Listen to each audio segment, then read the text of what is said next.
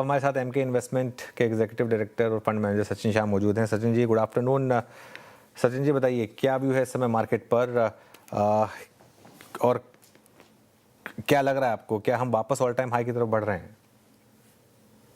Hi Anuj, thank you so much. Thank you so much for having me on the show. हाँ, हमें लगता है कि ये बहुत ही एक पॉजिटिव मोमेंटम अभी बाजार में बन चुका है। जैसा आपने देखा कि in the month of April we are almost up by 12-13%। तो जो हमने मार्च महीने में जो हमने लॉस किया था, करीब-करीब पूरा रिकवर हो चुका है और काफ़ी सारे स्टॉक्स तो वहाँ से बेटर भी हो रहे हैं। और जो हिसाब से अर्निंग सीजन भी अभी आई है, जैसे आपने बताया नेस्ले का रिजल्ट्स हो या वीकेंड में हमने एचडीएफसी बैंक, आईसीआईसीआई बैंक के रिजल्ट्स देखे, तो काफी सारे जो लार्ज कैप कंपनीज है, इनके रिजल्ट्स भी बहुत ही अच्छे आए हैं। और इवन जो आईटी सेक्टर है, वहां पे भी जो इतना फियर था, शायद वो हिसाब से रिजल्ट्स या गाइडेंस भी नहीं है अभी तक। तो मुझे लगता है कि ओवरऑल मार्केट्स निफ्टी में मोमेंटम, पॉजिटिव मोमेंटम बना रहेगा। ओके अच्छा सचिन जी, इस ट्रेजेक्ट्री में जब बाजार थोड़ा सा अगर आप देखें जियोपॉलिटिकल टेंशंस को दरकिनार करके आगे बढ़ रहा है ना, वरीज हैं, चिंताएं हैं। अभी भी अगर आप देखें इस्लामाबाद टॉक्स का आउटकम क्या होगा, इस सीज फायर का क्या होगा, फर्दर स्ट्राइक्स होंगी कि नहीं होगी, इन सब रिस्क को अगर आप देखें हम थोड़ा सा दरकिनार करके 6 अप्रैल से लेकर अब तक लगभग इन 15 सेशंस में आगे बढ़े हैं, 15 दिनों में। लाजमी है कि इस मूव के बाद कुछ चीज़ें अच्छी रही हैं, कुछ नहीं रही हैं, कहीं रिस्क वॉलेट अच्छा रहा है, लेकिन इसमें कोई राय नहीं है कि हिस्टोरिकली जब भी हम प्रोसीड करते हैं टूवर्ड्स ऑल टाइम हाई या फिर towards previous high, banks lead करते हैं। आप किन किन बैंक्स पे बुलिशनेस रखते हैं, स्पेशली जहां रिस्क रिवॉर्ड रेशियो आपको बेटर लग रहा है, जैसे आईसीआईसीआई बैंक, जैसे एचडीएफसी बैंक, या फिर आप पीएसयूज, वो प्रूव्ड सेगमेंट जो था उसकी तरफ जाना चाहेंगे? जी, हमें ये लगता है और हमें काफ़ी टाइम से लग रहा है, सिर्फ़ अभी नहीं। जो ओवरऑल प्राइवेट सेक्टर बैंक्स है और उसमें जो लीडर्स हैं, क्लियरली वहाँ पे उनकी रिज़ल्ट ट्रैजेक्टरी बहुत ही स्ट्रॉन्ग है। उनके एसेट क्वालिटी तो बहुत ही अभी सब रिज़ल्ट्स में दिख ही रहे हैं, they are very much under control. और even more important I think उनके जो आउटलुक है in terms of their advances growth और even whether it is on the liability side, the deposit growth, ये सब की ये अंदाज़ है कि ये लोग ओवरऑल इंडस्ट्री से बेटर ग्रोथ करेगी। और इनके जो आज की तारीख में वैल्यूएशंस है, क्योंकि पर्टिकुलरली लास्ट फरवरी और मार्च में ये स्टॉक्स काफी नीचे आ गए हैं, ऑलमोस्ट 20-25% नीचे आ चुके हैं। और तो यहाँ से अब इनका रिस्क एडजस्टेड रिटर्न जो है बहुत ही सुपीरियर।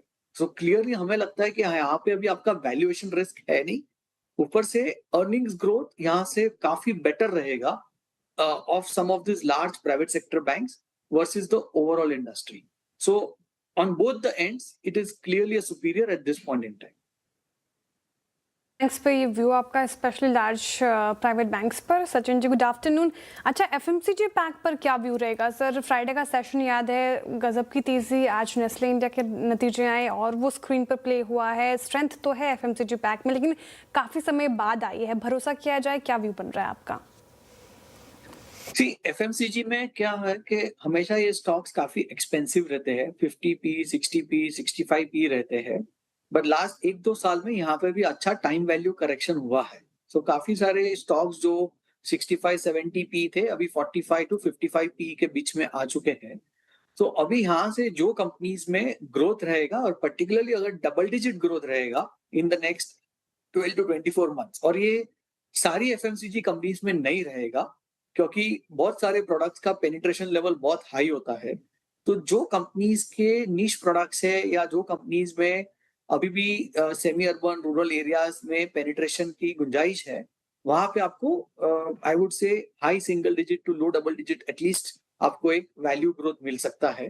तो वहां पे they will continue to at least deliver the earnings growth. P की री रेटिंग ज्यादा गुंजाइश नहीं रहती है स्टॉक्स में ये लेवल से, बट एटलीस्ट अर्निंग्स ग्रोथ यहाँ से अभी कैप्चर हो सकता है। अच्छा सचिन, ये रिवर्सल बहुत सारे वीक स्पेस में भी आ रहा है, ठीक है। रियल स्टेट के रिवर्सल को आप कोई रिस्पेक्ट देंगे? मतलब इस रिवर्सल में राइड करना चाहिए या फिर अवॉइड करेंगे? क्योंकि प्राइसिंग एनवायरनमेंट, डिमांड एनवायरनमेंट, उन सब को देखते हुए जिस पैमाने पे आप देखते हैं, आपका आउटलुक क्या है? क्या इस प्राइस पे कुछ भी कैप्चर करना चाहिए रियल स्टेट स्पेस में?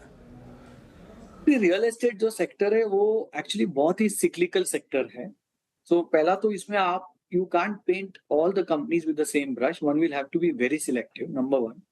नंबर 2, मुझे ये लगता है कि रियल एस्टेट सेक्टर जो है यहाँ पे टेलविंड तब आता है जब overall wealth creation at an economy level होता है.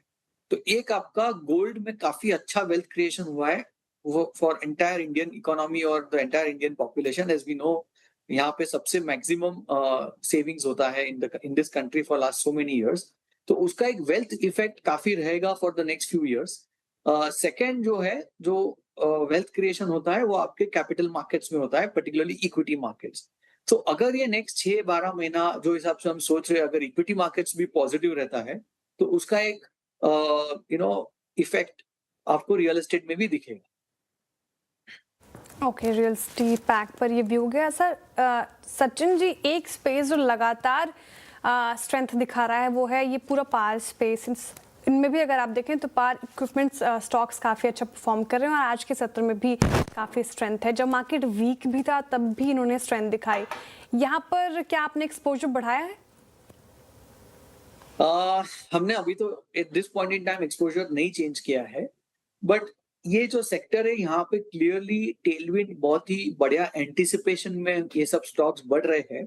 क्योंकि जो हिसाब से in the last 2-3 months because of this geopolitical tensions, India का vulnerability हुआ है on the import of the petro products. तो कहीं ना कहीं मार्केट ये एंटिसिपेट कर रहा है that there will be some catalyst, particularly in the renewable energy space, on the policy side, के यहाँ पे एक बड़ा इंसेंटिव आएगा to actually make India less and less dependent on the imported fossil fuels. तो ये एक एंटीसिपेटरी एक बड़ा पॉजिटिव मूव हो रहा है. तो I think that is what this momentum has actually caught on. Okay Sachin ji, बहुत बहुत शुक्रिया, आप इस बातचीत में आज शामिल हुए और सभी सेक्टर्स पर अपनी राय रखी. आपने बहुत बहुत शुक्रिया. हम क्लोज कहाँ हो रहे हैं? हम 24,559 पर क्लोज हो रहे हैं. हम आज के एक्सपायरी के दिन, इस दिन के सबसे बड़े कॉल राइटर्स के जोन के ऊपर बंद हो रहे हैं और बैंक निफ्टी शानदार पारी खेली. इट्स 57374. अनुज, इस क्लोजिंग को कितने मार्क्स, रीडिंग क्या है इस क्लोजिंग पर और कल के लिए आउटलुक वेडनेसडे के दिन के लिए? अनुज बिल्कुल वीरू, देखिए क्लोज काफ़ी अच्छी है मार्केट की, इसमें कोई डाउट नहीं है. मैं एक चीज़ ज़रूर कहूँगा, पिछले 1-2 दिनों से मैं नई पोजीशन लेने में थोड़ा सा मुझे डर लगा था. एग्जिस्टिंग पोजीशन को हमने रखा था कि आप कैरी करें, भले ही चाहें तो स्टॉप लॉस रिवाइज करते रहें. कल भी जो हमारा व्यू था वो कल बिल्कुल इंट्राडे के लिए सही पड़ी थी स्ट्रैटेजी, लेकिन क्लोजिंग में भी व्यू यही रहता है कि थोड़ा सा, क्योंकि एक गैप डाउन का रिस्क रहता है, तो इसके लिए फ्रेश पोजीशन से थोड़ा सा एक वो रहा है. लेकिन ठीक है, अगर आपके पास एग्जिस्टिंग लॉन्ग्स है तो बिल्कुल कोई डरने की ज़रूरत ही नहीं है. आप चाहें तो थोड़ा deep out of the money puts लेकर अपने आप को हेज कर लें, अगले हफ्ते के पुट्स लेकर डीप आउट द मनी. वो सुबह सुबह आप उसको स्क्वायर ऑफ कर दें. अगर मार्केट फ्लैट खुले या हल्का सा भी नेगेटिव खुले, पॉजिटिव खुल जाए तो उसको हेज की कॉस्ट मान लेगी. पॉजिटिव खुल जाएगा तो आपको उससे ज़्यादा प्रॉफिट तो आपकी पोजीशन में हो जाएगा. क्लोजिंग काफ़ी मजबूत है आज की, और अब अगला पड़ाव जो है मुझे लग रहा है कि 24,800 से लेकर शायद इवन 25,000 तक पॉसिबल है.